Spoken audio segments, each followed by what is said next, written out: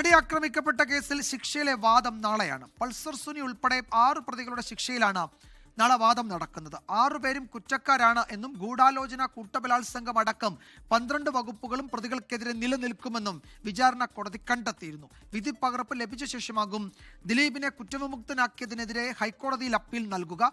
നാടും സർക്കാരും അതിജീവിതയ്ക്കൊപ്പം എന്ന് മുഖ്യമന്ത്രി പ്രതികരിച്ചു. നടിയെ ആക്രമിച്ച കേസിൽ നാളെ എറണാകുളം സെഷൻസ് കോടതി ശിക്ഷയിലെ വാദം കേൾക്കും. കുറ്റക്കാരെന്ന് കണ്ടെത്തിയ 1 മുതൽ 6 വരെയുള്ള പ്രതികളുടെ ശിക്ഷയും ഹണിയം വർഗീസിന്റെ ബെഞ്ച് നാളെ വിധിച്ചേക്കാം. വിധിപ്പകർപ്പ് ലഭിച്ച ശേഷമാകും ദിലീപിനെ കുറ്റവിമുക്തനാക്കിയതിനെതിരെ ഹൈക്കോടതിയിൽ പ്രോസിക്യൂഷൻ അപ്പീൽ നൽകുക. അതേസമയം വിധിക്കു പിന്നാലെ മലയാള സിനിമാ മേഖലയിൽ ഉടലെടുത്ത ഭിന്നത കടുക്കുകയാണ്. കുറ്റക്കാരെ കോടതി ശിക്ഷിച്ചിട്ടുണ്ടെന്ന് കുക്കു പരമേശ്വരൻ പറഞ്ഞു. കുറ്റക്കാരെ ശിക്ഷിച്ചിട്ടുണ്ട്, അത് കോടതി കണ്ടെത്തിയ കുറ്റക്കാരെ ശിക്ഷിച്ചിട്ടുണ്ട്. അതിനെ നമ്മൾ എന്തിനാ മറക്കുന്നത്? കേസിൽ UDF അവരുടെ നിലപാട് വ്യക്തമാക്കിയെന്ന് മുഖ്യമന്ത്രി പിണറായി വിജയൻ. അത് UDFിന്റേതായ നിലപാട് വ്യക്തമാക്കുന്നു എന്നാണ് കാണേണ്ടത്.